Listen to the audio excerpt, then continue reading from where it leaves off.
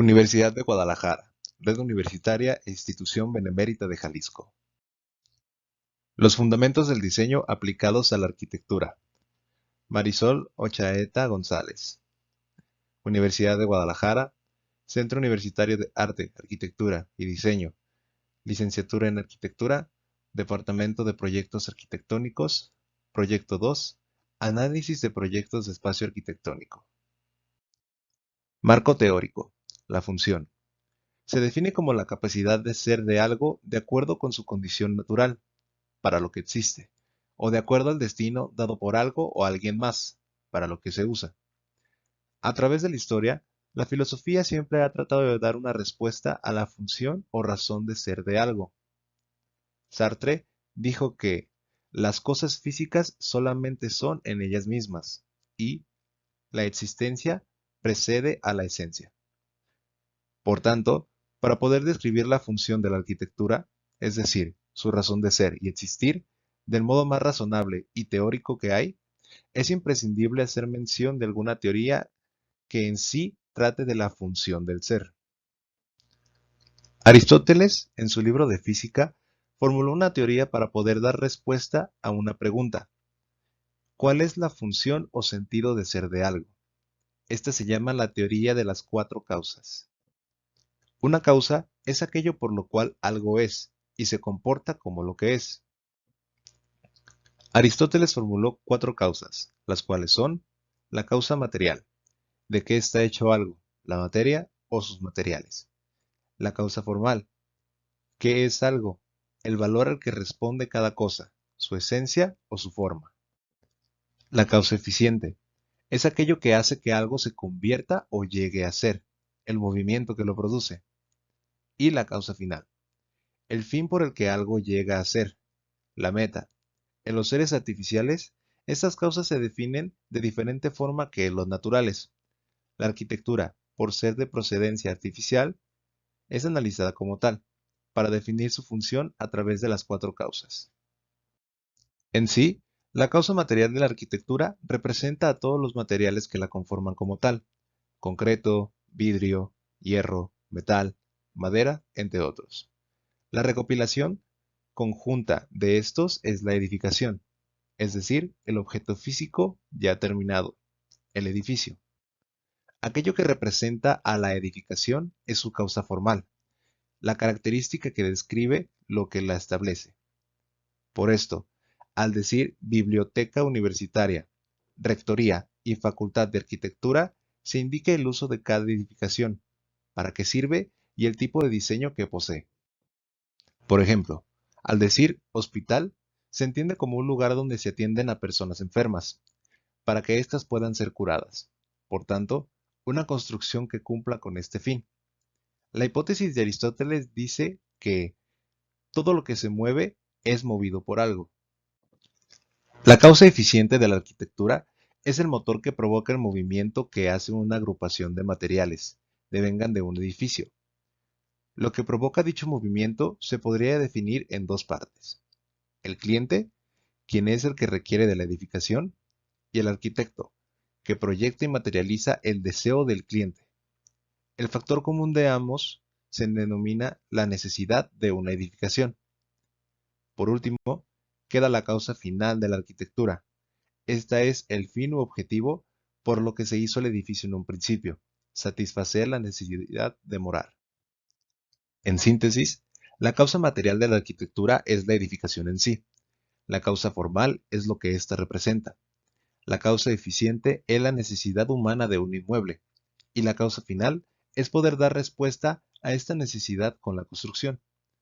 Como describió Aristóteles cuando habló sobre la teoría de las causas, en el libro 2 de la Física, es evidente que existen las causas.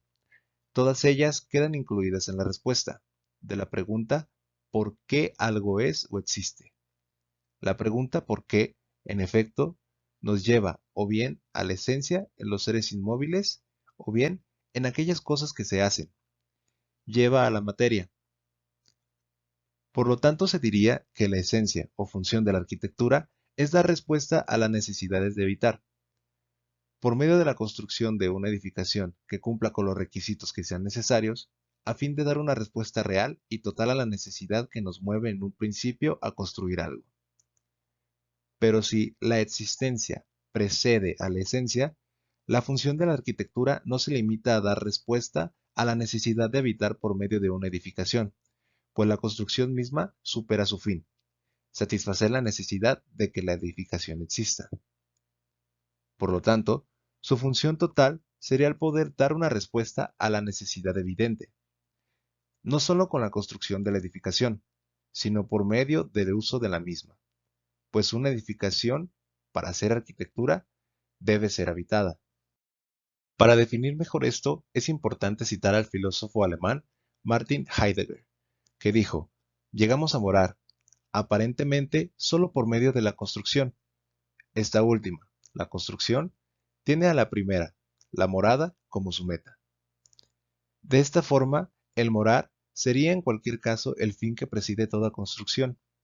Aún, al mismo tiempo, por el esquema del medio fin, obstruimos nuestra visión de las relaciones esenciales, porque construir es no solamente un medio y una vía hacia morar. Construir es en sí mismo morar.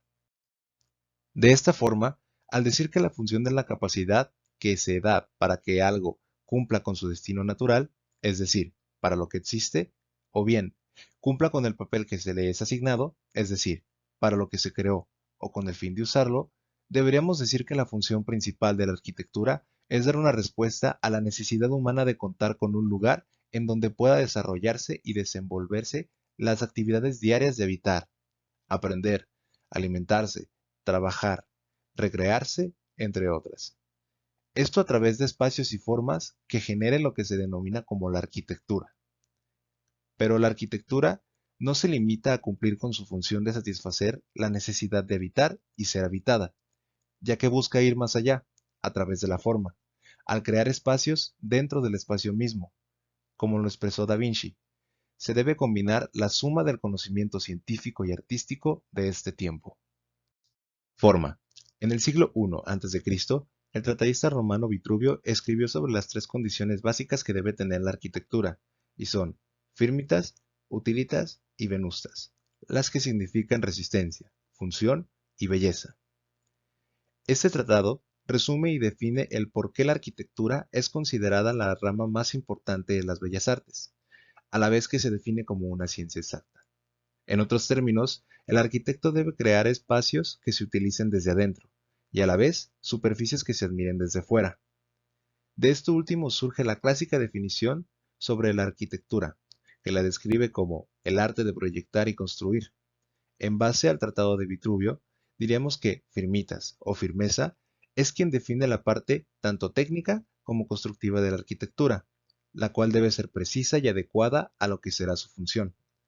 Aquí entran los materiales de construcción, el sistema constructivo, la tecnología a utilizar y el cálculo estructural, que debe ser matemático y exacto, para que la edificación pueda mantenerse en pie.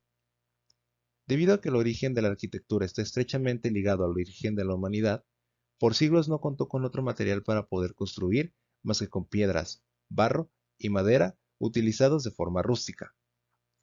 Pero la evolución de estos materiales condicionó a su vez la evolución de la arquitectura, limitando la construcción. El hecho de obtener los materiales correctos y de poder adecuarlos dio origen a la invención de nuevos materiales y métodos de construcción, que por tanto dieron una respuesta a las nuevas necesidades y costumbres de cada cultura, lo que en una forma lenta e indirecta fue determinando el carácter y el estilo de la arquitectura. La estilística arquitectónica no solo surge por un proceso evolutivo de la arquitectura, pues su verdadero origen se da por las condiciones de Vitruvio, utilitas y venustas, que significan función y belleza. La forma sigue a la función.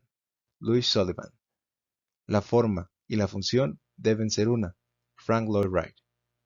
La arquitectura como tal, en sí, es la perfecta armonía entre la función y la forma. Es tan importante una como la otra. Por tanto, es imposible separarlas. A través de la historia, la función de la arquitectura no solo se ha limitado a proporcionar morada a la humanidad. Su uso ha sido tan variado como las necesidades que el ser humano ha tenido. Las mismas son innumerables. Entre las más importantes está aprender, trabajar, morar y expresar. Según Lewis Kahn, el objetivo de la vida es expresar, y puesto que el hombre vive para expresar, el arte se convierte en el medio o lenguaje humano con el que lo puede hacer. Por el otro lado, Heidegger dijo, el hombre es el lenguaje, y es él que dice. Pero la arquitectura para hablar y expresar ideas no se vale de las palabras en sí, sino del proyecto que se conforma por planos y dibujos. Por tanto, en su proceso se vale de tres medios para transmitir sus ideas: el lenguaje natural, el lenguaje gráfico y el lenguaje arquitectónico. La estilística arquitectónica surge como respuesta artística a la función de la arquitectura de poder expresar ideas a través de la forma, ya que la misma representa en sí las características que definen a un estilo representativo de una época o de un lugar. Algunas estilísticas son griega, romana, cristiana, islámica, gótica, renacentista, barroca, Art Nouveau, expresionista, orgánica, Art Deco, funcionalista, neoplástica, cubista, internacional, racionalista, regionalista y deconstructivista. Todas estas poseen algo en común, que las identifica y las define como tal, esto es, la forma. La forma es la que determina y precisa a la materia u objeto que representa. Esta es quien coloca frente a los ojos del espectador el mismo que recibe el mensaje que transmite dicho objeto, por medio del diseño, el cual define su uso. Al mencionar el término diseño se podrían dar diversas interpretaciones de esta palabra. Diseño igual a dibujo como actividad gráfica, diseño igual a proyecto como dibujo que ilustra una idea y diseño igual a idea como forma abstracta. Sugari definió al diseño en dos componentes: el diseño interno, es decir, la idea que el artista tiene en su mente y que trata de comunicar al mundo, y el diseño externo, que es la representación gráfica o dibujo, es la forma concreta en la que se reflejan las ideas anteriores. Así, el término diseño abarca desde la tarea intelectual creativa del arquitecto hasta la realización gráfica de la obra. Por esto, un proyecto de diseño arquitectónico es el proceso entre la idea y la materialización de la imaginación y la construcción del entorno habitable del hombre. Es verdad que para lograr un diseño que sea funcional, estético y que logre comunicar algo a través del lenguaje visual, el criterio artístico y la creatividad son determinantes. Pero la respuesta de diseño nunca será la misma. Si se tiene conocimiento en cuanto a la organización visual y la forma, así pues, para poder hablar de la forma en su totalidad, hay que hablar de la base que da origen a esta. La misma es los fundamentos del diseño. Porque para poder hacer uso del lenguaje visual, que es la clave para expresar ideas a través de las formas, es imprescindible conocer la gramática o base de dicho lenguaje de organización visual. En conclusión, tanto la función como la forma son fundamentales al crear arquitectura, pues la forma, al final, es la que caracteriza y concibe en sí a la arquitectura como tal. Por tanto, para poder crear arquitectura hay que crear formas, así como lo expresó Gregotti en una ocasión. Jamás podremos revolucionar a la sociedad mediante la arquitectura, pero podemos revolucionar a la propia arquitectura. Proyecto arquitectónico. El proceso de diseño. El proceso de diseño son los pasos metodológicos que convierten la idea en el diseño. Para elaborarlo se debe elegir una metodología. Entre las más usadas hay dos. Una define teóricamente los elementos que intervienen en el diseño, hasta sistematizarlo racionalmente con el fin de obtener la forma idónea por medio de un método selectivo. La otra consiste en utilizar la experiencia del arquitecto para crear y diseñar el proyecto, por medio de un proceso más empírico, llamado caja negra. Por considerarlo más próximo a la realidad del arquitecto en formación, se utiliza más el proyecto teórico, para el cual existen diversos pasos, pero indiferentemente cuáles se utilicen, se deben de considerar las siguientes etapas para la elaboración de un proyecto: investigación, análisis y síntesis, cuadro de ordenamiento y diagramación. Este proceso da como resultado el análisis del terreno, el cuadro de ordenamiento, diagramas de diseño, premisas y criterios que definen el diseño final del proyecto. Identificación del usuario. La base de la actividad del arquitecto es la vida humana, con todas sus expresiones individuales y sociales, y sus valores prácticos y espirituales. El estudio de cada uno de estos elementos ocupa un lugar muy importante en la elaboración de todo proyecto. Por tanto, es importante el análisis y síntesis de los factores de diseño, los cuales son el factor físico, el económico, el social y cultural. La finalidad del análisis de los factores de diseño es ordenarlos de acuerdo a la influencia que tienen en el proyecto y los tipos de relaciones que existen entre ellos, para crear espacios que no sean solamente habitables dentro de las dimensiones mínimas, sino más bien espacios con condiciones de ser habitados que puedan ser utilizados por sus usuarios, considerando las necesidades y las características de cada uno de ellos. El factor físico. El ambiente general en que están situados el hombre y los edificios que construye y en los cuales vive se define convencionalmente como paisaje.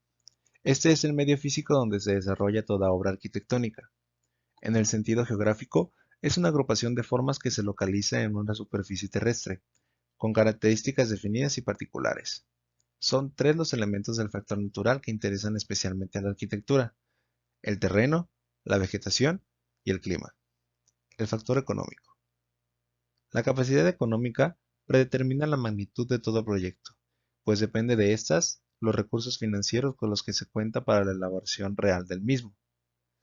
Se puede definir en tres rubros: recursos propios, es decir, la disponibilidad económica del propietario; crédito bancario, fuentes externas de financiamiento; y prefactibilidad económica, la rentabilidad económica de un proyecto comercial por su capacidad de pago, su oferta y su demanda.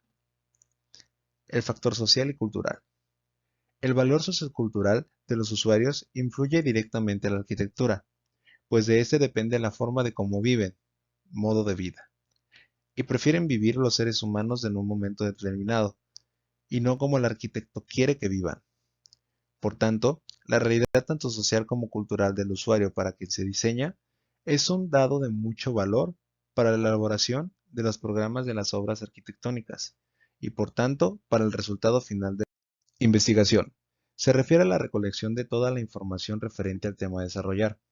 Por este medio se llega a conocer el objeto arquitectónico a diseñar, de qué se trata, cuáles son sus características, su usuario, el tipo de mobiliario que se requiere y la disposición que puedan tener los ambientes con relación a los demás de acuerdo a su uso, las alturas y las proporciones de los mismos.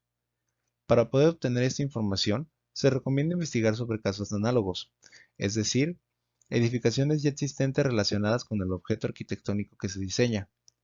Otro factor muy importante que se debe tomar en cuenta durante la fase de la investigación son las leyes, los reglamentos o normas preestablecidos, según sea el objeto arquitectónico que se diseña, o bien el lugar en el cual se situará el objeto arquitectónico en mención, ya que hay entornos físicos o proyectos de diseño que deben cumplir con ciertas normas y características para que puedan ser construidos bajo las leyes nacionales e internacionales.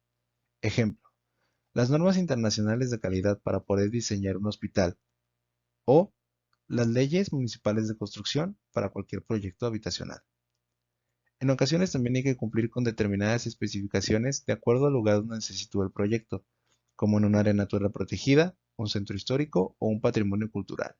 Análisis y síntesis.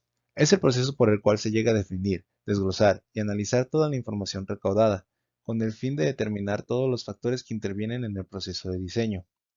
Esto incluye el programa de necesidades, el tipo de arquitectura que se desea utilizar y el entorno natural. La importancia del análisis de la información recaudada durante la fase de la investigación es poder comprender y aprender con aquello que se ha investigado. Lo primero que se debe analizar son los casos análogos, ya que a través de esto se formará el criterio necesario para poder tomar decisiones sobre el diseño. Por ejemplo, al comparar la planta de otras galerías de arte se puede definir qué ambientes se relacionan entre sí, la importancia y jerarquía de cada uno y el recorrido lógico que se puede efectuar dentro del inmueble.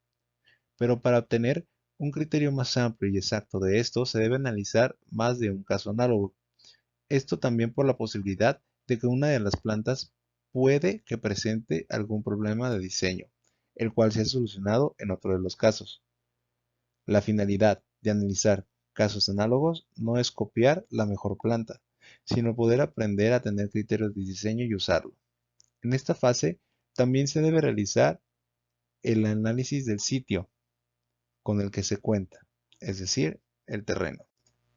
Las características del terreno son las referencias de su forma, dimensión y pendiente, lo cual nos indica a través de la planimetría y altimetría los niveles y perfiles del terreno.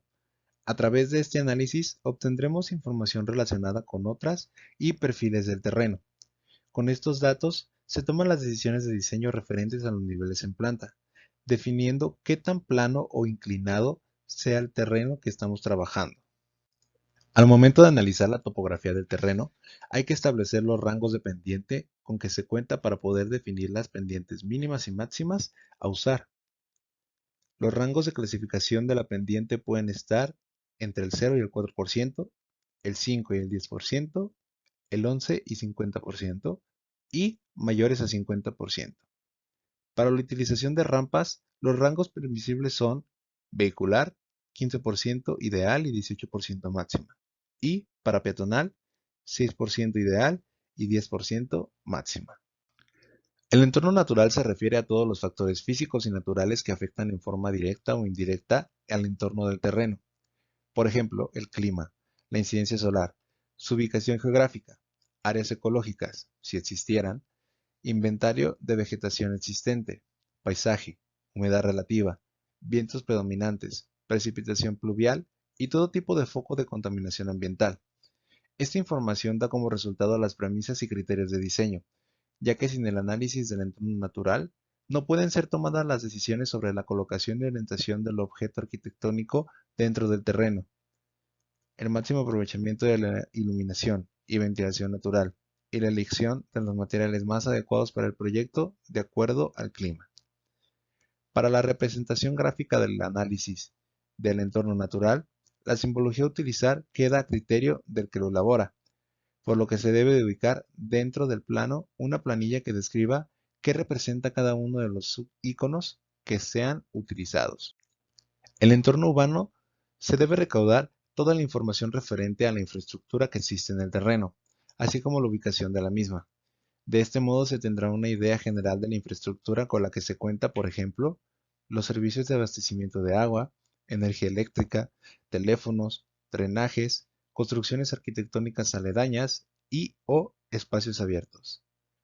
Así también se debe rectificar la calidad de los accesos viales con que cuenta el terreno, sean estos de pavimento o de terracería, lo cual sirve para formar el criterio necesario al momento de decidir los posibles accesos al terreno. Para la representación gráfica del análisis del entorno natural, la simbología a utilizar queda a criterio del que lo elabora, por lo que se debe ubicar dentro del plano una planilla que describa qué representa cada uno de los iconos que sean utilizados. En el entorno vial se debe considerar la accesibilidad al terreno, el tipo de circulación y sus direcciones, es decir, el rumbo de las vías con las que se cuenta, el tipo de señalización y de flujo vehicular. Es importante establecer, de acuerdo al análisis que se está elaborando, el tipo de calles que circundan nuestro terreno. Hay que analizar qué tipo de tráfico se da en estas calles, las horas pico y definir si el tráfico es pesado, liviano, urbano o extraurbano, si existen accesos peatonales a estas calles o no. En base a este análisis se determina cuáles podrían ser los posibles ingresos a nuestro proyecto, ya que estando en el terreno se puede estudiar de una forma más real el comportamiento del tráfico y las personas que circulan en los alrededores.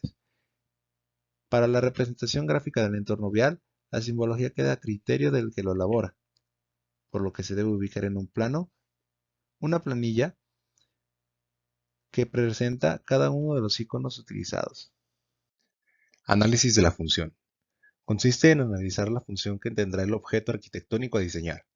Esto se obtiene a través del estudio efectuado con la información recaudada sobre el tema. En este punto se debe desglosar y analizar el programa de necesidades y el espacio físico o terreno. Con esto se obtiene 1. El cuadro de ordenamiento. 2. La matriz de relaciones. 3. El diagrama de relaciones ponderado. 4. El diagrama de relaciones. 5. El diagrama de circulación. Y 6. El diagrama de flujo. Cuadro de ordenamiento. En este cuadro se ordena el programa de necesidades, es decir, el listado de todos los ambientes que conforman el objeto arquitectónico. Para establecer las características de estos ambientes es necesario dicho cuadro de ordenamiento. El mismo se hace por medio de un cuadro en el que se define la función que tendrá cada ambiente, el tipo y la cantidad de usuarios para los que se diseña, así como el mobiliario a utilizar. Esto da como resultado una dimensión en metros cuadrados por ambiente. También se analizan las características de cada ambiente, como la iluminación y ventilación. Los aspectos que se analizan en este cuadro varían según la complejidad o la sencillez del diseño. Por ello, se presentan algunos modelos para un cuadro de ordenamiento. Los datos de los mismos pueden cambiar según lo amerita el proyecto que se analice. Para ejemplificar la forma de ordenar los datos en un cuadro de ordenamiento, se utiliza un modelo de cuadro de ordenamiento, el cual se ha llenado de acuerdo a los datos del programa de necesidades de la Galería de Arte que se empleará en el transcurso de la tesis. Para poder llenar los datos del cuadro de ordenamiento se debe tener en cuenta toda la información recaudada durante la etapa de la investigación. Para el ejemplo anterior, el cuadro de ordenamiento se realizó con base en el listado de ambientes necesarios para poder realizar el diseño de la galería de arte. Cuando no se sabe cuáles son los ambientes que debe tener un proyecto, se debe hacer uso de la investigación y comparación de casos análogos. Clasificación por zona. Depende de los usuarios de los ambientes, es decir, pública si los usuarios tienen acceso libre de ingreso al ambiente, privado si el ingreso es restringido a ciertos usuarios y de servicio, cuando es el personal de servicio el que más hace uso de dicho ambiente. Ambiente. Es el espacio o habitación necesario para realizar una actividad o función. Se dimensiona en ancho, largo y altura. Función. Se refiere al uso que se le da a cada ambiente. Actividad. Son todos los posibles eventos que se pueden llevar a cabo en un determinado ambiente. Para poder definirlos conviene hacer un cuadro de secuencias en el cual se describe todo lo que un usuario haría dentro de la galería. Para poder ejemplificarlo mejor, se muestra cómo sería la secuencia de actividades de una persona que llega a la galería de arte. Es importante mencionar que el cuadro de mención se debe de hacer para cada posible usuario, pues no son las mismas actividades las de un visitante de la galería de arte que las del personal de servicio, la secretaria, el administrador o los meseros que solo son contratados para servir en un cóctel en un evento especial o una inauguración. La función de realizar el cuadro de actividades es definir el área y mobiliario de cada ambiente en particular. Número de usuarios. Es el rango mayor y menor de personas para las que se diseña el ambiente, según el programa de necesidades. Mobiliario. Todo el equipo que se debe tener en un ambiente particular. Se define en base a las actividades que se ejecutan dentro del ambiente. La cantidad del mismo se define de acuerdo al número de usuarios. Área. La superficie que ocupa cada ambiente según sea el mobiliario y la circulación necesaria de acuerdo con la cantidad de personas para las que se diseña el ambiente y por tanto al espacio de uso necesario. Se mide por el ancho y el largo del mismo. Para poder definir el ambiente en sí, hay que considerar el área en planta de este y la altura que debe tener, la cual está definida por tres factores que son la antropometría humana, el uso y el número de usuarios. De esta forma no se puede dar igual altura a un baño de visitas de una casa que un vestíbulo principal de un centro comercial de más de un nivel, ya que el primero tendrá un usuario y un uso mínimo, mientras que el segundo es un punto central para la circulación general del centro comercial, por tanto, su jerarquía es mayor, y el número de usuarios, por tanto, también, según sea la magnitud del centro comercial. Iluminación. El tipo de iluminación que dicho ambiente tendrá se define de acuerdo con el uso del mismo. Puede ser natural o artificial. Ventilación. Es el tipo de ventilación que se proporciona a cada ambiente de acuerdo al diseño de ventanas y su orientación. Puede ser natural o artificial. Esto depende de acuerdo al uso y cantidad de usuarios de este. Matriz de relaciones. En esta se debe establecer las relaciones que existen entre los ambientes en base a las actividades que en cada uno de estos se lleva a cabo. Para determinar qué ambientes se relacionan entre sí, se deben de comparar casos análogos. Al analizar proyectos ya existentes, se obtiene un criterio para poder definir si un ambiente tiene relación con otro. En base al tipo de relación existente, se debe dar una ponderación que puede ser relación necesaria, 6 puntos. Es para los ambientes separados por puertas o por una separación virtual. Relación deseable, 3 puntos. Es para ambientes que están ligados por un vestíbulo u otro ambiente. Relación innecesaria, 0 puntos, cuando no existe ninguna relación entre los ambientes. Los valores numéricos se suman en ambos sentidos como lo muestran las flechas del ejemplo. Las cantidades obtenidas por la sumatoria de los valores asignados en este diagrama muestran el tipo de jerarquía de cada ambiente. Esta se basa en la importancia de uso que tendrá. La ponderación más baja del diagrama es 9. Carga y descarga. Ambiente usado solo para entregar o recoger equipo y alimento en eventos especiales que ameriten cócteles. La cantidad más alta es 54. Vestíbulo principal, el cual es usado por los que van a la galería principal y secundaria o asisten a una conferencia y o bien solo compran arte. Así la ubicación del vestíbulo debe ser estratégica con relación a los otros ambientes. Su importancia es mayor y su relación con los demás ambientes también. Diagrama de relaciones preponderadas. Se obtiene por la sumatoria de las cantidades asignadas en la matriz de relaciones. La cifra final se coloca en un círculo que representa a cada ambiente. Estos son todos del mismo tamaño y se ordenan en base a su ponderación, empezando del centro para afuera, desde el valor más alto hasta el más bajo. La colocación de los ambientes no se debe hacer en forma aleatoria, por el contrario, se deben ubicar lógicamente de acuerdo a la relación que existe entre ellos, respetando su jerarquía y por tanto también su ponderación. Diagrama de relaciones. Define gráficamente la relación entre los ambientes, por medio de círculos del mismo tamaño los cuales representan cada ambiente. Estos se unen por líneas, no flechas. La finalidad del diagrama es ordenar correctamente cada uno de los ambientes de acuerdo a la relación que existe entre ellos, a la vez que define y se identifica la ubicación idónea en los vestíbulos, necesarios para poder evitar cruces entre los ambientes. Los vestíbulos deben ser ubicados en los puntos de mayor intersección de líneas, para conseguir que las líneas se crucen lo menos posible. Se debe hacer este diagrama más de una vez. La relación que se considera y que se indica en el ejemplo son necesaria con la línea sólida y deseable con la línea punteada. Diagrama de circulación. Representa gráficamente las secuencias o los recorridos entre los ambientes. Estos se representan con círculos todos del mismo tamaño. La circulación vertical, gradas o puntual, vestíbulos, se representa con un círculo diferente al utilizado para los ambientes, el cual conviene que sea asurado para su identificación. Toda la circulación está representada por medio de flechas que muestran la dirección de la misma. El grosor de las líneas debe ser el mismo. Los recorridos están hechos en función al uso lógico de los ambientes, es decir, a cómo debería ser la forma en que un usuario se desenvuelva dentro del diseño, o a dónde debe ir antes de llegar a determinado ambiente. Para esto conviene analizar algunos casos análogos y su distribución en planta. Diagrama de flujo. Este se debe elaborar en base al diagrama de circulaciones. Define el flujo proporcional de personas que circulan entre los ambientes.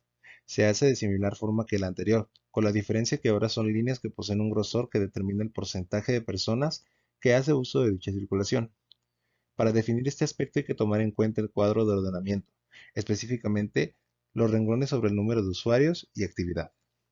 Para definir el flujo de la recirculación se puede hacer de forma cuantitativa, por porcentaje numérico o cualitativa, valorando con un flujo mayor, intermedio o menor respectivamente.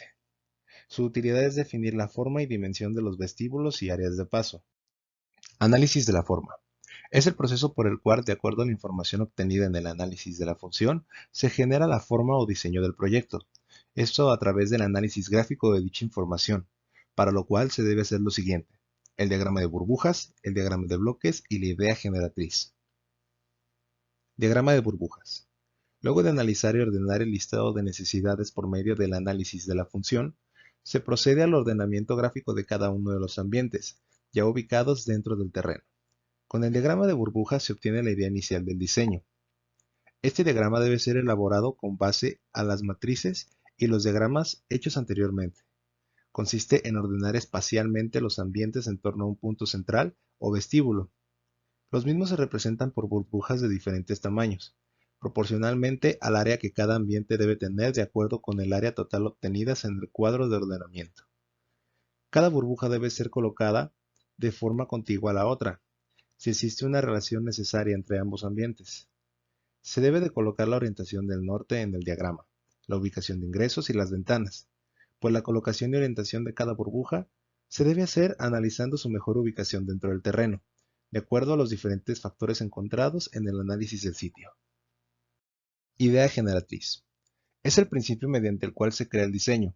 El estudiante, para poder aplicar la idea generatriz en el diseño, debe utilizar un sistema de ordenamiento y organización de la forma, el cual puede ser geométrico o libre. Los sistemas de ordenamiento que pueden utilizar son: A. La distribución de los ambientes a través de uno o más ejes de diseño, los cuales pueden ser distribuidos alrededor de dicho eje en radiación, traslación o giro, con simetría o asimetría. El eje de diseño puede ser recto, quebrado o curvo. B.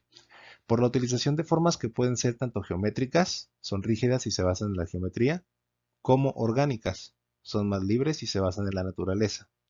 Estas se definen en función a la necesidad formal del diseño. Dichas formas se pueden agrupar en repetición o bien ser combinadas. C. Con el uso de tramas o grillas como un sistema estructural. Estas pueden estar hechas en base a una o más figuras, que pueden variar de tamaño o pueden girar. Para poder trabajar con tramas es importante la modulación del diseño en la grilla. Para seleccionar el sistema de ordenamiento a utilizar para concebir la idea generatriz del diseño, hay que considerar qué se busca: simbología, orden o forma. Al tener claro lo que se quiere, es más fácil ordenar las ideas del diseño, pues cada método da un resultado de diseño diferente. Para la elaboración de la idea generatriz del diseño de la galería de arte, se seleccionó como sistema de ordenamiento la utilización de 3 ejes de diseño organizados con una asimetría. Los pasos para efectuar dicho proceso de ordenamiento de ideas fue el siguiente. Primero se debe realizar la zonificación del diseño por medio del proceso de diagramación del mismo, realizado con el orden espacial obtenido en el diagrama de burbujas. Segundo, una vez definido la zonificación, se define el principio de ordenamiento a seguir. En este caso se realiza por medio de 3 ejes de diseño. Tercero, a partir del eje se debe de identificar el punto central de la distribución, el cual se denomina como vestíbulo principal. Cuarto, en base a la ubicación del punto central, se distribuyen los ambientes, lo que da origen a la idea generatriz. La idea generadora del diseño puede surgir en cualquier etapa del diseño. Sin embargo, el arquitecto en formación debe realizar el proceso de diseño previo a definir cuál será la idea generatriz. La razón principal es poder formar un concepto en lo referente a definir la jerarquía y la relación que debe existir dentro del proyecto, pues si no se define correctamente la parte funcional del proyecto, falla, y por tanto el proyecto también. Diagrama de bloques. El diagrama de bloques se basa en el diagrama de burbujas y el esquema de la idea generatriz. Sin embargo, se puede hacer más de una propuesta, siempre que se base en el análisis previo, pues los ambientes deben deslizarse, rotarse o bien ser girados sobre su propio eje, y así lograr otra propuesta diferente, pero respetando la ubicación de cada ambiente dentro del terreno y en relación a los demás ambientes. Para este diagrama, las formas simples cambian por bloques con la dimensión proporcional del ambiente que están representando. En el diagrama se indica el norte e ingresos, pues es la aproximación final del diseño terminado. Para el diseño de la galería de arte que se usará para el desarrollo de esta tesis, se ha elegido la primera opción de los diagramas de bloques, por la modulación usada para la colocación de columnas. No obstante, es conveniente probar las diferentes opciones que el diagrama de bloques da, en cuanto a la distribución de los ambientes, ya que ese diagrama es el que define la forma en la planta final del objeto arquitectónico a diseñar. El criterio para seleccionar el diagrama de bloques que más se adapte al diseño puede ser de carácter formal de acuerdo a la forma volumétrica del diseño, o si en planta se busca una forma específica, o bien estructural de acuerdo al sistema constructivo que se utilizará para el desarrollo del proyecto, el que depende en parte de las necesidades de la edificación y la modulación de la misma. En esta diapositiva podemos ver la propuesta de planta para la galería de arte. Elementos del diseño. Los elementos del diseño son 4, y en ellos se fundamenta la teoría del diseño como tal. Estos son los elementos conceptuales, los elementos visuales, de relación y prácticos. Estos son la base de todos los conceptos de diseño que se estudiarán posteriormente durante el desarrollo de esta tesis. Elementos conceptuales. Son aquellos elementos que dan la idea que concibe la forma, ya que están presentes en concepto, aunque no lo estén necesariamente visual o gráficamente, y son el punto, la línea, el plano y el volumen. Estos se encuentran en todos los objetos que nos rodean, delimitándolos de una forma abstracta y muy poco perceptible a la vista. Elementos visuales. Estos elementos son la materialización de los elementos conceptuales. Esto se debe a que los elementos visuales se pueden visualizar debido a su representación gráfica, y estos son la forma, la medida, el color y la textura. Elementos de relación. Son aquellos elementos que hacen referencia y dan a conocer la relación que existe entre todo objeto y su entorno exterior, por la relación que se da entre ambos. Es decir, estos elementos son los que disponen de la ubicación y de la relación de los elementos de un diseño dentro del mismo, y son dirección, posición, espacio y gravedad. Elementos prácticos. son los que pertenecen a las características, el estilo o fin que se le desee dar a un objeto. Son totalmente subjetivos y abstractos, y su objetivo está ligado al propósito que se le quiere dar a una forma, ya sea estético, filosófico o formal. Estos son tres: representación, significado y función. Aplicación. En el diseño de la galería de arte se aplican los conceptos, pues representa la abstracción de una flor. Esta posee unidad mas no simetría, ya que el significado es la belleza, la cual se basa en la filosofía japonesa Zen Wabi Sabi, que habla de la belleza en la imperfección y simplicidad. Esta se refiere a cómo algo es auténtico por medio de la imperfección, haciéndolo algo único, y no algo imperfecto, porque está mal hecho. La función está dada a través de la forma, la cual busca dar carácter a la galería, con el volumen del diseño, pues la función de la galería de arte es exponer arte, y el volumen da una referencia a la escultura. De esta forma se enfatiza su función. Interrelación de formas. Estas son el resultado de las diferentes formas en las que se relacionan dos o más objetos entre sí. Son 8 en total, y son distanciamiento, toque, superposición, penetración, unión, sustracción, intersección y coincidencia. Distanciamiento. Es el espacio que existe entre dos o más objetos que no se tocan, puesto que, por más cerca que estos se encuentren, existe una separación entre ambos, aun cuando ésta sea casi imperceptible. Toque.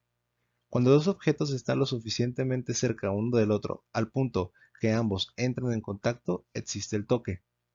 El resultado provoca que el espacio que los separaba se pierda, y se genera una forma nueva por la unión de ambas formas. Los objetos se pueden tocar por su filo, vértice o cara. Superposición.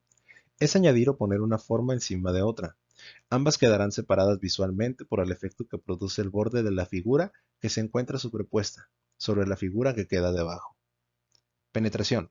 Se da al introducir una figura dentro de otra, provocando que el espacio que está siendo ocupado por ambos elementos haga una forma nueva dentro del diseño original, producto de la unión de ambas. Aplicación. En la fachada principal de la galería de arte hay distanciamiento en la separación de las columnas. El toque se obtiene por medio de tres elementos decorativos rectangulares, los que enfatizan la cenefa frontal del área interior-exterior de la edificación. La superposición se da en el frente del muro circular, que corresponde al área de conferencias y la galería secundaria. Esta se logra por medio de rectángulos de concretos que sobresalen del muro, lo cual le da textura al mismo, a la vez que genera oposición entre lo curvo y lo cuadrado. La penetración se utiliza en la cenefa frontal, con fines decorativos, por medio de dos círculos de diferente textura a la del resto de la cenefa, los cuales se penetran mutuamente entre sí. Unión. Es la fusión que se genera al momento de poner una figura dentro de otra, lo que hace que no se distinga qué figura está arriba y qué figura se encuentra abajo, dando así como resultado una forma nueva y totalmente diferente a las formas que dieron origen al diseño. Sustracción. Es cuando se sobreponen dos figuras, y una de ellas quita o corta una porción a la otra. Esta porción es el espacio que ambas comparten una vez que entran en contacto, lo que provoca que la forma que corta dé la impresión de estar sobrepuesta sobre la forma cortada. Intersección. Es el punto en común de dos formas que se cortan entre sí. El resultado cuando éstas se unen es que se elimina el contorno de ambas, quedando solamente el espacio que comparten ambas figuras. La forma final es menor y no se parece a las originales. La intersección es inversa a la penetración. Coincidencia. Es cuando un objeto coincide o se ajusta con otro. Si al momento de unir dos formas, una sobre la otra, ambas casan entre sí, se consigue la coincidencia. Si en determinado caso las formas son iguales y del mismo tamaño, se obtendrá como resultado la forma original. Aplicación. La unión se hace presente en la fachada principal de la galería de arte, por medio del uso de tres elementos decorativos que se unen en la cenefa frontal. La sustracción se genera en el muro lateral este, por medio de la utilización de dos materiales diferentes, lo que hace que el muro de ladrillo se sobreposicione sobre el muro liso. Para la intersección, se emplea una cúpula sobre el área circular que existe en el diseño. Tanto la parte superior del muro como la cúpula están hechos de un material transparente. No así el área de en medio, que existe entre ambas, cuya forma es el reflejo de la cúpula. La coincidencia se provoca en la ventanería, la cual se conforma por vidrios con forma rectangular que coinciden con marcos de igual forma y tamaño. Estructuras. Se forman por un conjunto de elementos semejantes o iguales los que están en estrecho contacto y relacionándose entre sí. Su forma es dada por la repetición y modulación de sus unidades de diseño, las que predeterminan la relación interna que se da dentro del mismo. Los diferentes tipos de estructuras se clasifican en estructura formal, informal, activa, inactiva, visible e invisible. Estructura invisible. En estas estructuras, las líneas estructurales que forman las guías del diseño son invisibles, es decir, no se ven ni son perceptibles en sí, aun cuando su posición afecta al módulo, cortándolo, modificándolo, o bien, si lo delimita en un espacio determinado. Estructura visible. En estas estructuras, todas las líneas estructurales que la conforman se pueden ver y apreciar, y pueden interactuar con los módulos o ser parte del diseño. Así también, pueden o no modificar el espacio existente en las subdivisiones, según sea el uso que éstas tengan en relación a los módulos dentro de la estructura. Estructura inactiva. Estas están compuestas por líneas conceptuales que no poseen actividad dentro del diseño. Es decir, estas no pueden cortar ni modificar los módulos que el diseño contiene, ya que éstas solamente sirven como guía en la ubicación de los módulos que forman parte del diseño. Estructura activa. Están compuestas por líneas guías estructurales y conceptuales que afectan a los módulos con los que interactúan. Estas cortan, unen o dan independencia a los módulos. Pueden dividir o subdividir espacios, pero por ser conceptuales no son visibles como tales en su diseño. Sin embargo, cada subdivisión dentro de la estructura genera un espacio de completa independencia. Por esto, cada uno de los módulos existe en el diseño como un marco de referencia individual y aislado del resto, lo que logra que el diseño sea delimitado por espacios independientes. Estructura informal. Son las estructuras que no se ajustan a las reglas en general, ya que el diseño es libre e indefinido y no poseen ningún tipo de líneas, guías estructurales que rijan o que limiten el diseño en sí. Estructura formal. Son aquellas estructuras que poseen un orden ya predeterminado. Se diseñan con líneas guías rígidas que coinciden entre sí, que forman patrones de diseño. Hay tres tipos de estructuras que se derivan de esta, la que serán estudiadas más adelante. Estas son estructura en radiación, estructura en graduación y estructura en repetición. Aplicación. Para la utilización de estructuras se han realizado tres diseños. El primero se refiere a una estructura inactiva e invisible, la que está formada por módulos cuadrados de diferentes tamaños. Estos están colocados en el centro del muro circular de la galería de arte y sobresalen de este rompiendo la estructura general del muro. El segundo diseño es una estructura informal, la cual forma un mural de vidrio que sirve de ventanería para el muro frontal de la galería de arte. El diseño se forma de tres módulos diferentes, cuya composición es una combinación entre el constructivismo y el suprematismo de los artistas rusos Lissitzky y Kazimir Malevich. El tercer diseño es una estructura formal, visible y activa, la cual se ubica en el muro curvo de la galería. Está hecha por un marco metálico que recubre el muro. En este diseño se usa un módulo en repetición. Estructura en repetición. Son aquellas estructuras en las que el módulo base es utilizado más de una vez para formar un diseño a través de una grilla, que da forma a la estructura en sí. La misma puede o no ser tratada por proporción. Las dimensiones y proporciones del enrejado pueden ser manipuladas. Combinación. Las subdivisiones del diseño se pueden combinar entre sí por intervalos. Dirección. Las líneas pueden llegar a cambiar de dirección, de horizontal a vertical o con un ángulo de inclinación y viceversa. Deslizamiento. Las filas de las subdivisiones de la estructura pueden ser deslizadas en forma regular o irregular, hacia cualquier dirección. División ulteriores. Las subdivisiones que se dan en el entramado de la estructura pueden ser divididos nuevamente en partes más pequeñas, siempre que éstas sean iguales entre sí. Curvatura y o quebrantamiento. El conjunto lineal, es decir, las filas horizontales y verticales, pueden ser curveadas o quebradas en forma regular para que no se pierda la repetición del diseño. Reflexión. Las subdivisiones del entramado pueden combinarse o reflejarse entre sí y ser colocados en forma alternada o regular. Con esto tenemos como resultado que el diseño final cambie aun cuando el módulo siga siendo el mismo. Pero para obtener una estructura en repetición, no es necesario que el módulo sea repetido una indefinida cantidad de veces, pues si bien es cierto que la repetición dentro de un diseño se puede dar a través de la repetición de la forma del módulo, también se da la repetición por medio del tamaño, el color, la textura, la dirección, la posición, el espacio y la gravedad de los objetos que intervienen dentro del diseño. Cuando una estructura en repetición está compuesta por más de una clase de módulo que se repite a lo largo del diseño, entonces se trata de una estructura de múltiple repetición. Estructura en gradación. Son aquellas estructuras en las que todos sus elementos son ordenados de acuerdo a la variación gradual que van teniendo. Esta da una sensación de orden y sucesión en sus módulos. Existen 4 formas de gradación. Gradación de módulos. Estos pueden representar la gradación a través del cambio de color, textura, dirección, tamaño, forma, posición, espacio o de gravedad. Gradación en el plano. En esta no se afecta ni la forma ni el tamaño, sino que el cambio gradual se da en la posición y la dirección que tiene la forma dentro del plano.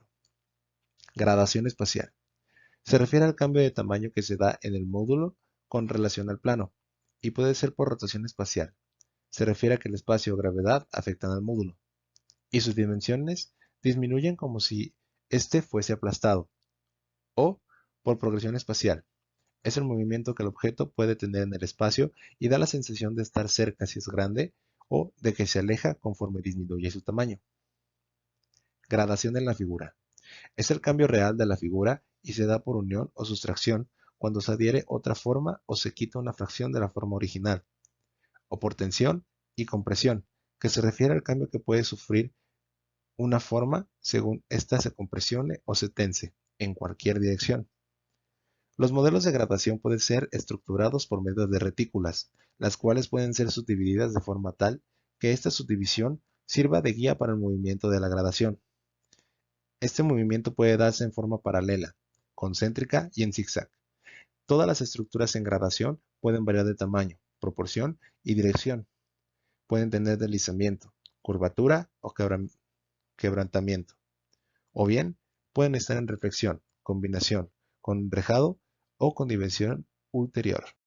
Estructura en radiación.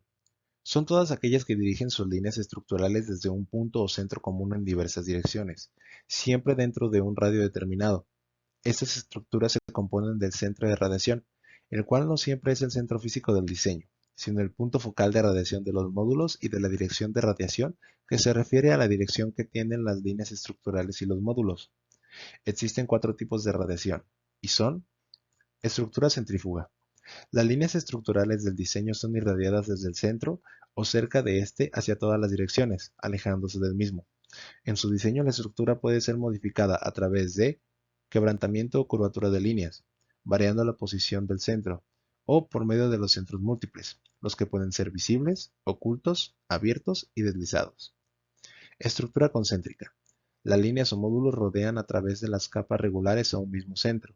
Sus posibilidades de diseño son: traslado de los centros, centros distorsionados y ocultos, capas en espiral o en rotación, y por líneas en quebrantamiento o bien en curvatura.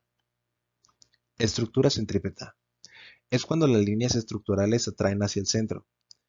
Pueden variar en el cambio de dirección de las líneas, apertura en el centro, por curvatura y por quebrantamiento. Estructura superpuesta. Se logran por la superposición de 2 tipos de estructuras en radiación, o bien combinada con otro tipo de estructura, lo que da como resultado un diseño más complejo. Las combinaciones pueden hacerse por radiación y repetición, por radiación y gradación, por doble radiación y con subdivisiones estructurales y módulos.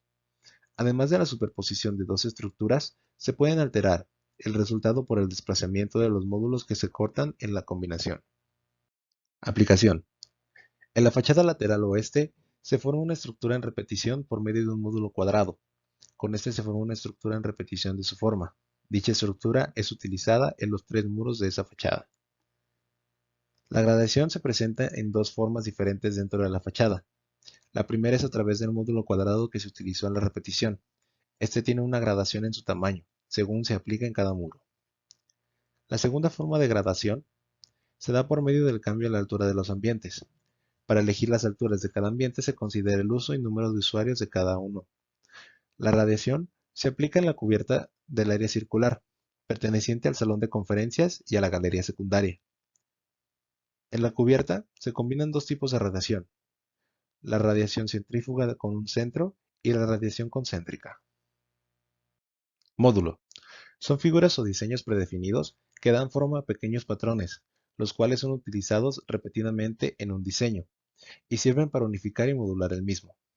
Por su representación puede ser orgánicos, si su diseño se basa en la naturaleza, o geométricos, si su forma es regular o irregular, pero de base geométrica. Un módulo se puede formar de elementos más pequeños, llamados submódulos. Supermódulo. Es un módulo compuesto, creado por la unión o agrupación de dos o más módulos, lo que crea un módulo más grande y con un diseño más elaborado. Aplicación. Para el diseño de la galería de arte, se usa como módulo un rectángulo, el cual es utilizado de formas y en tamaños diversos. El mismo se utiliza en la parte frontal de la cenefa del área interior-exterior, con disminución de tamaño, y en las ventanas de la galería, con un diseño que se basa en el neoplasticismo característico del pintor alemán Piet Mondrian. El supermódulo se forma por la unión de tres módulos, rectángulos. Estos crean una forma piramidal colocada en el centro del muro curvo del salón de conferencias. La misma es homogénea con el resto de la fachada, debido a que es geométricamente similar a la forma base del módulo. Criterios de diseño. Anomalía. Es una irregularidad dentro del diseño, la que puede no ser del todo diferente a la regularidad general del mismo. La variación puede ser sutil o demasiado obvia, y se puede dar en la figura, el tamaño o la dirección. La función principal de generar una anomalía es romper la monotonía del diseño. También sirve para crear los puntos focales de atención. Dentro de la arquitectura, es utilizada si se quiere resaltar un ingreso o darle más importancia a una fachada. Contraste. Es la oposición o diferencia que se hace notable cuando dos objetos se comparan. Se da entre los espacios o figuras. Estos pueden tener contraste de forma, tamaño, dirección, color y textura. Debido a que todo contraste surge por la comparación de algo, es necesario que existan en el diseño dos o más elementos para que se opongan y pueden ser comparados entre sí. En una estructura de contraste, la forma y el tamaño de los módulos son similares, pero no iguales, pues no hay una repetición continua, de lo contrario, no habría contraste, por lo que se puede manipular la dirección al distribuir los módulos en diversas direcciones. La posición, si se ubican en sentidos opuestos. El espacio, si los módulos son agrupados o si son separados, que provoquen espacios vacíos, y la gravedad, de acuerdo a su posición, tipo de movimiento y pesadez dentro del diseño. Concentración. Es la agrupación de módulos dispersos en un punto determinado. Estos pueden ser concentrados en un punto o ser distribuidos dentro de todo el diseño. Las diversas formas de concentración son: concentración es un punto. Es cuando todos los módulos son agrupados alrededor de un punto conceptual. Concentración desde un punto. Cuando se toma de referencia un punto limpio o vacío del cual parte la concentración hacia el resto de áreas dentro del diseño. Concentración hacia una línea. Cuando se toma de referencia una línea conceptual para poder generar el inicio de la concentración. Concentración desde una línea. Cuando la concentración parte de una línea conceptual dejando en esta ausencia de módulos. Concentración libre. Cuando se disponen las formas en el diseño sin tomar ninguna guía de referencia. Superconcentración. Se da si la agrupación de módulos se realiza de forma densa, en una zona amplia dentro del diseño. Desconcentración. Cuando todos los módulos son esparcidos sin ser concentrados en algún punto en particular dentro del diseño. Aplicación. Se genera la anomalía dentro del diseño general de la fachada de la galería de arte, en la ventanería del muro lateral este. Esto se da porque una de las ventanas cambia de tamaño con respecto al resto del ventanal. Al romper con el diseño general se da la anomalía. El contraste se encuentra en los dos tipos de cubiertas que se utilizan. Primero, la cúpula del área circular, que se encuentra en yuxtaposición a la pirámide utilizada como ingreso de luz, al vestíbulo central de la galería de arte. Debido a que ambas formas son opuestas en su estructura geométrica, se da el contraste. Por último, se aplica la concentración en la parte frontal de la cenefa, la cual se encuentra en el área interior-exterior de la galería de arte. La concentración que se está utilizando es hacia una línea. Principios de diseño. Son aquellos que organizan y estructuran los elementos que conforman un diseño, con la finalidad de integrarlo a través de la forma y la función. Estos pueden ser integrados entre sí o ser utilizados por separado, y son unidad, equilibrio y énfasis. Unidad.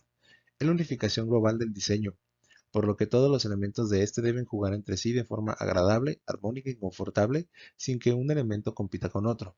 De esta forma el diseño dará la sensación de un conjunto que representa un único elemento.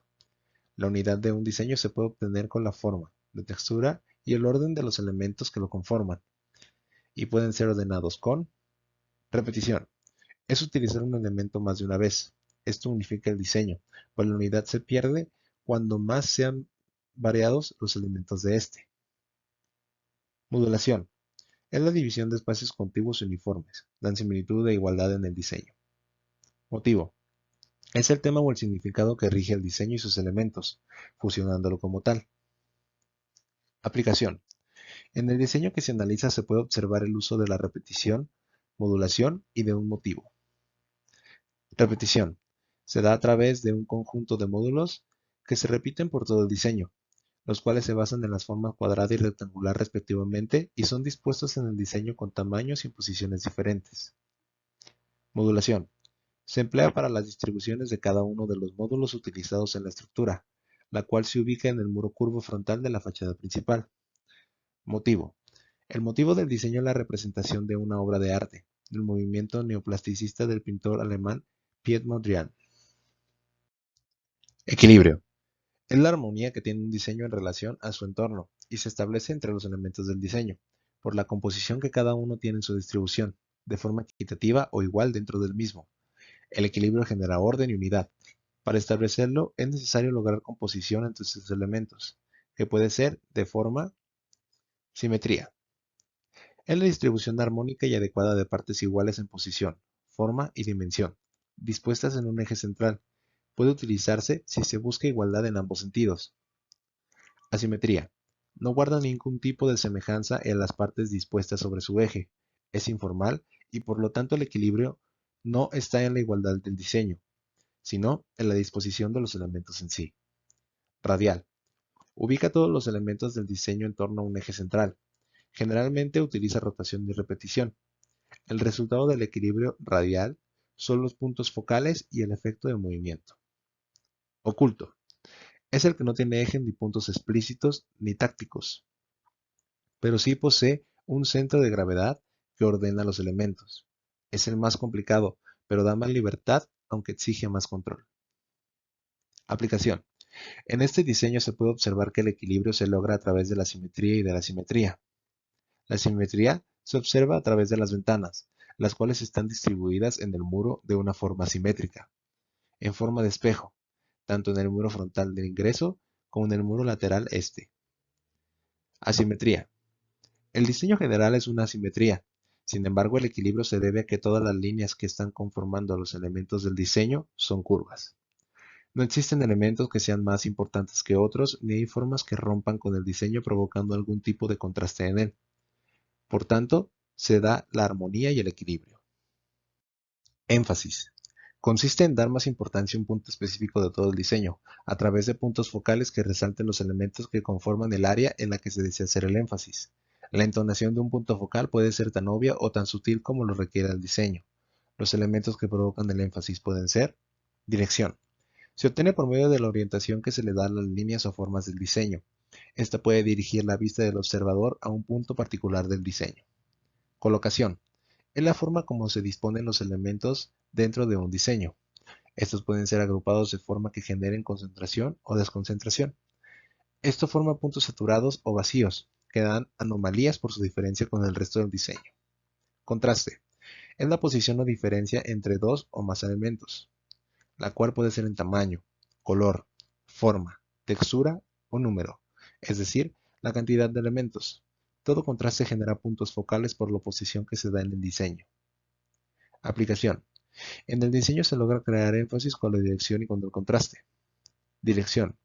La dirección se usa por medio de las barras que salen de la cenefa frontal, las cuales reafirman y dan énfasis al ingreso, ya que dirigen la vista al vestíbulo interior-exterior de la galería. Colocación. En la parte superior de la cenefa frontal Hay una escultura que crea énfasis en el ingreso por su colocación. Su función es decorativa, y para su diseño se utilizó el estilo biomórfico del español Joan Miró. Contraste. Existe a través del contraste de texturas en los materiales del muro curvo con el resto del diseño. Planos seriados. Plano seriado básico. Todo volumen se conforma por una sucesión de planos, por lo que un plano seriado es la repetición de un volumen a través de planos separados y colocados sucesivamente uno tras otro.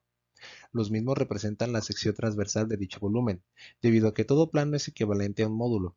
Este se puede modificar en su forma, tamaño y ubicación. Aplicación. Para la aplicación de los planos seriados, se hace uso de parteluces, los cuales son distribuidos a lo largo del muro curvo, respectivo del salón de conferencias y la galería secundaria. Los paneles o parteluces tienen la función de poder mitigar el ingreso de la luz a ambos ambientes, debido a su uso. Esto se muestra por medio de la fachada lateral oeste. Variación de posición. La posición de todo objeto está relacionada directamente con el espacio que lo contiene. Si los planos son colocados paralelos uno tras otro, la posición de los mismos será elemental y no habrá una variación en su dirección. Por otra parte, si el plano se mueve en torno a su eje hacia adelante o hacia un lado, se producirá una distorsión en la línea conceptual del diseño, pero se tendrá una variación de posición de los elementos dentro del espacio, lo que nos da un movimiento dentro del diseño. Por otra parte, los planos pueden tener un movimiento hacia arriba o hacia abajo. Si estos son suspendidos en el espacio, se da un movimiento hacia arriba. O bien, si están sujetos a una base plana en el movimiento, puede ser hacia abajo. Ambos son generados por medio de la reducción del tamaño, lo que crea la ilusión de que cada elemento está siendo colocado en un plano inferior al anterior. Variación de dirección. La dirección de un objeto es el punto o lugar hacia donde se dirige. En los planos seriados, la variación de dirección se refiere al cambio de dirección de cada plano, la cual puede estar ligada a un cambio de posición. Los cambios de dirección que pueden tener los planos son rotación sobre un eje vertical. Para rotar un plano sobre su eje vertical es necesario hacer un cambio en la posición de los mismos, ya que para este caso los planos pueden rotar en forma radial o en forma curva en uno o ambos sentidos. Rotación sobre un eje horizontal. La rotación se da igual que la rotación anterior. Si la base es vertical, si es horizontal, en el plano se inclinará en uno de los dos sentidos de la misma. Rotación sobre el mismo plano. Este último puede llegar a modificar la figura físicamente, ya que en su rotación no se afecta la posición del plano, sino es el plano en sí el que es rotado tanto en un extremo como en el otro, logrando con la rotación que el plano se curve o quiebre. Aplicación. En la fachada lateral oeste se hace uso de parteluces colocados al igual que en el ejemplo anterior, alrededor del muro de forma circular, que pertenece tanto al salón de conferencias como a lo que se refiere a la galería secundaria. Su función es mitigar el ingreso de luz a estos ambientes. La forma en la que se distribuyen es con variación de la posición, debido a que son distribuidos en forma curva de acuerdo al desarrollo del propio muro y no son colocados uno tras de otro en línea recta. La variación de dirección se da con la rotación sobre el mismo plano, ya que cada parte luz es rotado de forma que éste se quiebre por la mitad, logrando que los paneles no sean del todo rectos. Poliedros. Estructuras poliédricas. Las estructuras poliédricas están formadas por poliedros, que son sólidos limitados por planos en forma de figuras geométricas llamados caras. Entre los poliedros existen los poliedros regulares o sólidos platónicos y los irregulares, sólidos de Arquímedes. Sólidos platónicos. Son los poliedros cuyas caras son todas regulares y congruentes. Estos poliedros se conocen también como poliedros regulares. Platón, en su obra llamada Timos, asoció los 4 elementos naturales a cada poliedro: fuego al tetaedro, aire al octaedro, agua al icosaedro, tierra al cubo y al dodecaedro al universo. Por este motivo, estos poliedros reciben el nombre de sólidos platónicos.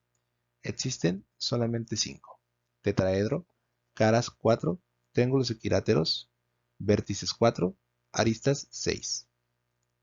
Hexaedro o cubo, caras 6 cuadrados, vértices 8, aristas 12. Octaedro, caras 8 triángulos equiláteros, vértices 6, aristas 12. Dodecaedro, caras 12 pentágonos regulares, vértices 20, aristas 30. Icosaedro, caras 20 triángulos equiláteros, vértices 12, aristas 30. Sólidos de Arquímedes. Son poliedros irregulares y están compuestos por dos o más figuras geométricas. Fueron diseñados por Arquímedes y en total son 13. Tetaedro truncado. Caras 8. 4 triángulos equiláteros y 4 hexágonos regulares. Vértices 12, aristas 18. Cubo truncado. Caras 14. 8 triángulos equiláteros y 6 octágonos regulares. Vértices 24. Aristas 36. Cubo octaedro. Caras 14. 8 triángulos equiláteros y 6 cuadrados. Vértices 12. Aristas 24. Octaedro truncado. Caras 14. 6 cuadrados y 6 hexágonos regulares. Vértices 24. Aristas 36. Dodecaedro truncado. Caras 36. 20 triángulos equiláteros, 12 decágonos regulares. Vértices 60. Aristas 90. Icosaedro truncado. Caras 32. 12 pentágonos regulares y 20 hexágonos regulares. Vértices 60. Aristas 90. Rombicuboctaedro pequeño. Caras 26. 8 triángulos equiláteros y 18 cuadrados. Vértices 24. Aristas 42. Icosa dodecaedro. Caras 26. 20 triángulos equiláteros y 6 pentágonos regulares. Vértices 30. Aristas 60. Rombicuboctaedro grande. Caras 26. 12 cuadrados, 8 hexágonos, 6 octágonos. Vértices 48. Aristas 72. Rombicosidodecaedro pequeño. Caras 62. 20 triángulos equiláteros, 30 cuadrados, 12 pentágonos regulares. Vértices 60. Aristas 120. Rombicosidodecaedro grande. Caras 62. 30 cuadrados, 20 hexágonos, 12 decágonos. Vértices 120. Aristas 180. Cubo achatado. Caras 38. 32 triángulos equiláteros y 6 cuadrados. Vértices 24. Aristas 60. Dodecaedro achatado. Caras 92. 80 triángulos equiláteros, 12 pentágonos regulares. Vértices 60. Aristas 150. Tratamiento de filo, cara y vértice. Cuando se construye un poliedro o una estructura de estos, los mismos pueden llegar a ser modificados. Esto con el fin de que se vean más interesantes estéticamente. Esto se logra por medio de sustraer o agregar una porción de sus filos, de sus caras o de sus vértices. La forma en la que se puede hacer varía, según sea el resultado que se busca. Tratamiento de caras. Las caras que generalmente son lisas se pueden tratar a través de una textura, por medio de la adición de otra forma, o bien por medio de la sustracción de una parte de la superficie de una de las caras. Esto deja un vacío en la misma, que puede ser de forma igual que el poliedro o de otra diferente. Tratamiento de filos. Los filos al ser tratados por lo general afectan de alguna forma a las caras, debido a su grosor. Estos pueden modificar por medio de la sustracción o de la adición de otro filo, y esto da como resultado poliedros con filos dobles. Tratamiento de vértices. Los vértices se modifican cuando estos son truncados o cortados, lo que da como resultado un poliedro que, en vez de tener ángulos rectos, los tendrá achatados, o bien tendrá orificios en lugar de vértices respectivamente. Aplicación. En la fachada principal de la Galería de Arte se puede apreciar el uso de dos estructuras poliédricas. La primera estructura poliédrica se ubica en el área circular de la galería y está conformada por una cúpula icosaédrica esférica. Este tipo de estructuras pueden ser usadas en ambientes grandes que no tengan apoyos intermedios. La segunda estructura poliédrica que se utiliza en la cubierta del vestíbulo central se refiere a una pirámide truncada. Esta ha tenido un tratamiento en sus caras, lo que logra que sus ángulos cambien de posición. Dicha estructura está colocada sobre lo que es el vestíbulo principal, el área administrativa y el área de servicio. Estructura lineal. Construcción con líneas. Todas las formas geométricas se forman por medio de planos y filos, más filos que planos. Si los planos son eliminados y se presentan los filos con líneas, se obtiene una estructura lineal. Estas líneas delimitan los bordes de la figura, creando un marco lineal que presenta la forma de dicha figura. El marco lineal de cada figura puede ser modificado a fin de obtener más formas de una misma figura. Las variaciones sobre la estructura lineal pueden hacerse por medio de cambiar el marco superior o inferior de la figura base. Uno de los marcos puede cambiar de tamaño o uno de los dos marcos pueden cambiar de dirección. Ambos marcos pueden o no ser paralelos entre sí. Los soportes pueden cambiar de rumbo o ángulo y estas pueden ser rectas, curvas o tener un quiebre intermedio. Cada marco lineal es equivalente a un módulo, el cual se puede repetir y generar una estructura. Esta puede ser lineal. Si la repetición se da en un único sentido o en pared, si se da en ambos sentidos, vertical y horizontal, si los módulos o marcos a utilizar son modificados, la estructura, por tanto, también lo será de la misma forma. Composición de los módulos. Los módulos pueden ser agrupados de diversas maneras dentro de la estructura. Estos pueden ser desplazados en dirección o posición, a modo que no coincida el módulo superior con el inferior, lo que provoca un deslizamiento. Al agruparse también se puede dar la sustracción al agregado, esto es en las varillas o filos de soporte. Si a un módulo se le agregan soportes dentro o fuera del marco, se pueden lograr otras formas. De igual manera, se puede quitar más de un elemento de soporte. O bien, se puede modificar el módulo por la interpenetración que se da cuando una parte del módulo se introduce dentro del espacio de otro. Capas lineales. Estas están conformadas por una sucesión de marcos superiores e inferiores, los cuales no tienen varillas de soporte entre sí, por lo que el resultado no es igual al de los módulos anteriormente descritos. Aquí cada marco es considerado como una capa. Estas capas pueden ser agrupadas una sobre otra, dando así como resultado una estructura lineal de igual forma a la figura base. Pero si se desea, esta puede ser modificada si se desplaza la posición de cada capa o bien si las capas son rotadas gradualmente. Otra forma de modificarlas es por medio de una variación en el tamaño de las capas o una gradación de posición, dirección o ángulo. Las capas pueden ser hechas en base a una o más líneas.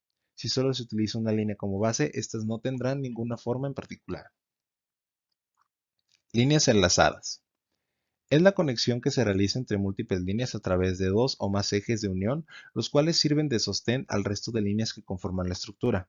El enlace lineal puede ser paralelo si todas las líneas que conforman la estructura son colocadas paralelas entre sí. Si las líneas de la base, es decir, las que sostienen a la estructura, son modificadas en su ángulo o dirección, al momento que las demás se entrelacen, estas podrán generar tantos filos curvos como estructuras retorcidas. Esta variación de las estructuras lineales pueden ser utilizadas para formar cubiertas paraboloides o para cubiertas con cables, las cuales funcionan estructuralmente por su forma para cubrir luces muy grandes. Al igual que todas las estructuras, estas deben de tener un cálculo estructural específico para su diseño, de acuerdo a su dimensión y las cargas que tendrá que soportar. Aplicación. Para la aplicación de estructuras lineales se propone una cubierta de cables con un arco que trabaja a compresión en el centro. La misma es colocada en la parte este del diseño, que corresponde al vestíbulo principal, área administrativa y de servicio. Dentro de lo que se refiere a estructuras lineales, se puede mencionar que las líneas enlazadas pueden generar estructuras que pueden utilizar en cubiertas. Las mismas pueden ser estructuras paraboloides o bien estructuras con cables. Tanto la una como la otra pueden ser usadas en ambientes con luces grandes y sin apoyos intermedios. Sin embargo, debido a su diseño y uso, estas deben de tener un detallado cálculo estructural previo a su uso. Escala y proporción. Escala. Es la relación de proporciones y medidas que existe entre un dibujo y un original. La escala puede ser gráfica o numérica. La gráfica se obtiene dividiendo una recta en partes iguales que representan unidades de medida basadas en la longitud tomada del dibujo. La escala numérica es una fracción que está representada por una unidad de longitud y un número que indica lo que la unidad de medida en el dibujo vale en el original. Así la escala 1:100 representa que la unidad es igual a 1 metro dentro del dibujo y equivale a que 100 veces dicha unidad son 1 metro real. La escala es fundamental en el diseño para representar la medida real de los ambientes y alturas, pero hay elementos que por su magnitud se deben hacer a una escala menor o mayor a la que se predetermina en el escalímetro. Entonces se debe restar o sumar ceros al número original. Si un dibujo está a escala 1:100, la unidad representa 100 centímetros o 1 metro en el dibujo. En la escala 1:10, la unidad vale 10 centímetros, un cero menos, y 10 unidades son un metro. En la escala 1 a 1000, la unidad tiene un cero más, y es 1000 centímetros o bien 100 metros dentro del dibujo por unidad. La relación de tamaños que existe entre una cosa y su entorno se denomina escala, pues es el marco de referencia entre ambas medidas. Las escalas que hay en relación al medio son íntima, moral, monumental y aplastante. La escala humana, es decir, las medidas de los seres humanos, son la referencia de cualquier diseño. Por eso la altura y el área de un ambiente deben ser en base al número de usuarios y al uso que tenga, utilizando así la escala adecuada para cada edificación. Por ejemplo, normal para un proyecto habitacional y monumental para el vestíbulo de un centro comercial. Aplicación. Para ejemplificar el uso de la escala dentro del diseño, se emplea una sección de la galería de arte, tal y como se muestra en la planta de la misma. Para lo que corresponde a la galería secundaria, por el uso que este ambiente tiene, se emplea una escala monumental. La misma, en el vestíbulo principal, se transforma en normal, lo que reduce la altura de este ambiente. Esta escala se utiliza también para toda el área administrativa, en las oficinas, sala de espera, secretaría y los servicios sanitarios. Pero a estos, con el uso de cielo falso, se les da una escala íntima, para que estos estén en proporción con su tamaño, para que al momento de estar en ellos no den la impresión de que su altura es exagerada debido a la proximidad entre los muros que se da debido a las dimensiones de dicho ambiente. Proporción. Es la disposición correcta de cada cosa con su entorno. Se relaciona con la escala, ya que se basa en la relación de medidas tanto horizontales como verticales de un objeto. La proporción humana no tiene un canon específico, ya que Leonardo da Vinci y Vitruvio se basaron en un punto medio, el ombligo, del cual parte una circunferencia. Cousin, Richter, Palomino, Berget, Miguel Ángel y Durero dividían el cuerpo por medio de cabezas, variando entre 8 a 10 cabezas. Le Corbusier y A. Sizing se basaron en la sección áurea para obtener la proporción humana. Independientemente de qué canon se utilice, la proporción humana siempre es la base para poder proporcionar su entorno. Desde tiempos antiguos, la proporción ha sido utilizada en la arquitectura para definir las medidas de los espacios, por medio de las figuras geométricas y sus dimensiones. Existen teorías para relacionar la proporción con la arquitectura. Entre las más utilizadas está la de la sección áurea, que dice: un segmento se puede dividir de manera que la longitud total y la parte mayor sea igual a la existente entre esta y la parte menor. Su fórmula es G igual a 1 más 1 entre G. Otras son el trazo de Euclides, el trazo de Moser, el módulo basado en el Toku, los rectángulos dinámicos de Hanbich y los métodos de Kiwarijo y Manazar. Las aplicaciones de la proporción dentro de la arquitectura son el cuadrado girado 2 veces para el diseño del teatro griego y el cuadrado girado 3 veces para el teatro romano, el triángulo de isósceles que se utilizó en la catedral de Estrasburgo por Gnott. Otros edificios que se basan en la proporción áurea para su diseño son la Casa del Tesoro en Japón, la Casa Bruggen en Zurich y la sede de la BMW en Múnich, Alemania. Aplicación. La proporción se da por medio de la correcta disposición de los elementos que se usan en la galería de arte. En planta se logra por la disposición de las formas que se emplean para darle forma a la planta, la cual, aunque no posee simetría, guarda un orden en la forma y en la jerarquía de todos sus elementos, ya que un diseño, para tener proporción, no debe ser necesariamente simétrico. Por otra parte, se puede ver en la elevación la proporción que existe entre los elementos y el entorno físico, así como la escala humana, porque se guarda una lógica en la altura del diseño respecto a su entorno y a los usuarios que le rodean. Antropometría. Es la recopilación de las diferentes dimensiones, el peso y volumen del cuerpo humano y se clasifica de dos formas. Las dimensiones estructurales se toman a partir de la posición estática o en reposo del cuerpo y por tanto son estándar. Dimensiones funcionales, las que se toman a partir de posiciones de un cuerpo en movimiento. La arquitectura es el escenario en el cual se desarrolla el ser humano. Por esto solo tiene sentido en función a sus usuarios, es decir, las personas. Para diseñar los espacios, acceso y mobiliario, Hay que considerar las características físicas, destreza y habilidad de cada posible usuario, así como aquellos requerimientos especiales que esto implica. De esta forma, cuando se diseña y se construye, se debe tomar en cuenta a personas con discapacidad, y por tanto las dimensiones del espacio necesario para la maniobra y el desplazamiento de aquellas personas que utilizan silla de ruedas, muletas, andadores, bastones y lazarillos, es decir, perros guías, según sean las dimensiones y las características propias de cada accesorio. Otro factor de diseño que es importante considerar es la antropometría infantil, que varía según el rango de edad y es fundamental, sobre todo, si la infraestructura será utilizada tanto por adultos como por niños. Cuando se está diseñando para niños específicamente, hay que tomar en cuenta los rangos de edad de los pequeños usuarios, pues todo lo que se refiere al mobiliario debe ser y estar dispuesto de acuerdo con su antropometría. Por ejemplo, en el diseño de un preescolar, los servicios sanitarios deberán contar con lavamanos que los usuarios principales, es decir, los niños, puedan utilizar con facilidad y no deben estar colocados de acuerdo con la antropometría de un adulto. Aplicación. Para mostrar la importancia de la antropometría dentro del diseño se muestra la misma elevación dos veces. En ambas la figura humana no cambia de altura, lo que cambia son las alturas de las edificaciones.